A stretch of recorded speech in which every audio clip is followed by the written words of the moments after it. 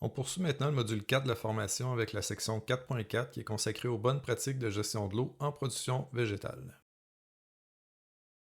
Les objectifs de ce module sont reconnaître les principaux leviers d'action qui permettent de réduire la vulnérabilité au déficit hydrique, ou VADH, comprendre comment les BPGE contribuent à la résilience hydrique des systèmes culturaux, et associer différentes BPGE aux effets recherchés sur l'autonomie en eau, l'approvisionnement et la gestion du risque hydrique. Les bonnes pratiques de gestion de l'eau contribuent à réduire la vulnérabilité au déficit hydrique en agissant sur au moins un des 7 leviers d'action suivants. L'augmentation de l'autonomie naturelle en eau du système cultural, l'augmentation de l'autonomie en eau opérationnelle du système cultural, la sécurisation de l'approvisionnement en eau, la diversification des sources d'approvisionnement, l'optimisation de l'offre d'approvisionnement, la réduction du risque de stress hydrique et le renforcement de la capacité d'anticipation stratégique. Bien que ces pratiques puissent générer plusieurs autres bénéfices agronomiques, économiques ou environnementaux, le présent exercice concentre principalement sur leur contribution à la diminution de la vulnérabilité au déficit hydrique. Voyons maintenant comment chacun de ces leviers peut contribuer à réduire cette vulnérabilité. L'autonomie en eau naturelle correspond à la durée pendant laquelle les besoins en eau de la culture peuvent être satisfaits après un épisode de pluie qui rétablit la capacité au champ d'un sol, avant qu'un nouvel apport d'eau ne soit nécessaire. Cette autonomie dépend principalement de la quantité d'eau que le sol peut retenir, mais aussi de la capacité du système racinaire à accéder à cette réserve. Un sol qui possède une bonne structure et un bon enracinement permet généralement à la culture de mieux tolérer les périodes sans apport d'eau. A l'inverse, certaines contraintes physiques comme la compaction peuvent limiter le développement racinaire et réduire le volume de sol exploitable par les racines. Certaines bonnes pratiques peuvent contribuer à améliorer cette autonomie naturelle, par exemple en choisissant un cultivar ayant un besoin en eau plus faible ou en favorisant un meilleur développement racinaire. L'autonomie en eau opérationnelle correspond à la durée pendant laquelle les besoins en eau de la culture peuvent être satisfaits après une intervention d'irrigation avant qu'un nouvel apport d'eau ne soit nécessaire. Contrairement à l'autonomie naturelle, l'autonomie en eau opérationnelle dépend principalement de la performance de la gestion de l'irrigation. Cette autonomie dépend de l'efficacité et de l'uniformité du système d'irrigation, mais aussi du moment choisi pour déclencher l'irrigation et de la durée des apports d'eau. Lorsque l'eau est appliquée de façon uniforme et en quantité adéquate, la réserve en eau du sol peut être rechargée efficacement, ce qui permet de prolonger l'intervalle avant le prochain apport d'eau. A l'inverse, des décisions d'irrigation inadéquates ou un système peu performant peuvent limiter la capacité du système culturel à maintenir une bonne disponibilité de l'eau dans la zone racinaire. Ce levier regroupe les pratiques qui visent à préserver les volumes d'eau déjà disponibles dans un système de stockage comme un étang d'irrigation. L'objectif est de conserver cette ressource pour les périodes où les besoins en eau deviennent plus critiques. Plusieurs bonnes pratiques peuvent contribuer indirectement à cette sécurisation. Par exemple, les pratiques qui augmentent l'autonomie en eau du système cultural pourraient permettre de retarder les interventions d'irrigation et par conséquent de réduire les prélèvements dans les réserves d'eau stockées. Aussi, une gestion adéquate de l'irrigation permet d'éviter les interventions non nécessaires et d'utiliser l'eau pour des interventions ultérieures. L'optimisation de l'offre d'approvisionnement vise principalement à mieux utiliser les ressources en eau disponibles selon leur disponibilité dans le temps. Contrairement au levier précédent qui cherche surtout à préserver une réserve déjà stockée, ce levier vise davantage à mobiliser l'eau au moment où elle est la plus accessible et la plus avantageuse à utiliser. Ce type de gestion permet notamment de réduire la pression sur certaines réserves d'eau et d'améliorer l'utilisation globale des ressources disponibles. Par exemple, lorsqu'une ressource en eau de surface est disponible en quantité suffisante, il peut être pertinent de la prélever et de l'utiliser, ou de la stocker afin qu'elle puisse être utilisée ultérieurement. De plus, lorsqu'un prélèvement direct en cours d'eau est possible, il peut être préférable d'utiliser cette source plutôt que de puiser dans une réserve déjà stockée. Ce levier vise à utiliser plusieurs sources d'approvisionnement en eau afin de réduire la dépendance à une seule. La diversification des sources permet ainsi d'améliorer la résilience du système face aux variations de disponibilité de l'eau, aux contraintes réglementaires ou encore aux périodes de pénurie. Par exemple, une entreprise agricole peut combiner différentes sources comme l'eau de surface, l'eau souterraine, l'eau stockée dans un étang ou encore l'eau pluviale récupérée. Si l'une de ces sources devient temporairement moins disponible, les autres peuvent contribuer à maintenir l'approvisionnement en eau. Cette approche permet donc de répartir les risques et d'améliorer la sécurité globale d'approvisionnement. Dans un contexte irrigué, ce levier regroupe les pratiques qui permettent de maintenir la culture dans une plage de disponibilité en eau compatible avec ses besoins physiologiques. L'objectif est d'éviter que le déficit en eau devienne suffisamment important pour nuire au développement de la culture et au rendement. Ces pratiques reposent notamment sur le suivi du statut hydrique du sol, l'utilisation d'outils d'aide à la décision et des interventions d'irrigation réalisées au bon moment. Le suivi régulier des conditions hydriques permet d'intervenir avant que le stress hydrique devienne limitant. Ces interventions sont réalisées en cours de saison afin d'ajuster la gestion de l'eau selon les conditions observées. Maintenant, le prochain levier porte davantage sur la planification et l'anticipation des besoins futurs. Le renforcement de la capacité d'anticipation stratégique correspond à la capacité de planifier et d'adapter les stratégies de gestion de l'eau avant que les problèmes surviennent.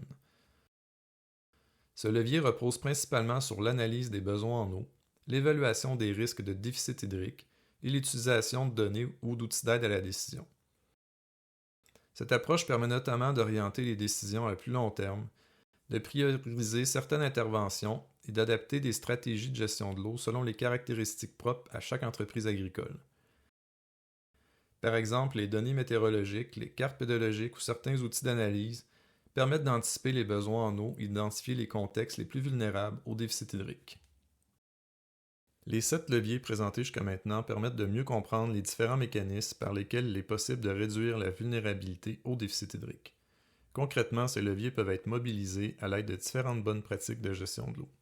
Certaines pratiques agissent directement sur un seul levier, tandis que d'autres peuvent contribuer simultanément à plusieurs aspects de la résilience hydrique du système culturel. La prochaine section présente un ensemble de bonnes pratiques classées par grandes catégories, ainsi que les leviers d'action sur lesquels elles peuvent avoir un impact direct ou indirect.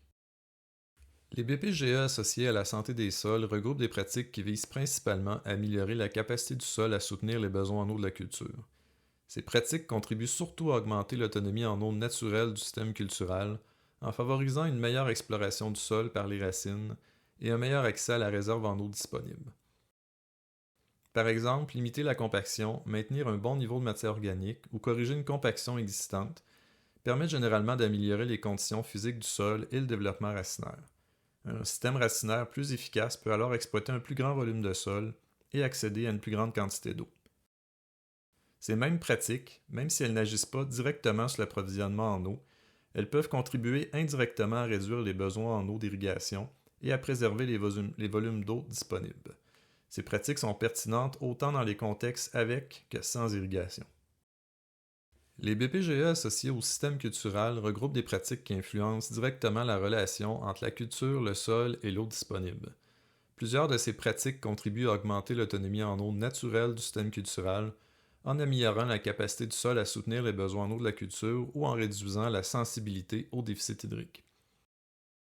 Par exemple, le choix d'un cultivar dont les besoins en eau sont mieux adaptés au contexte pédoclimatique peut permettre de prolonger la durée durant laquelle la culture demeure fonctionnelle sans irrigation.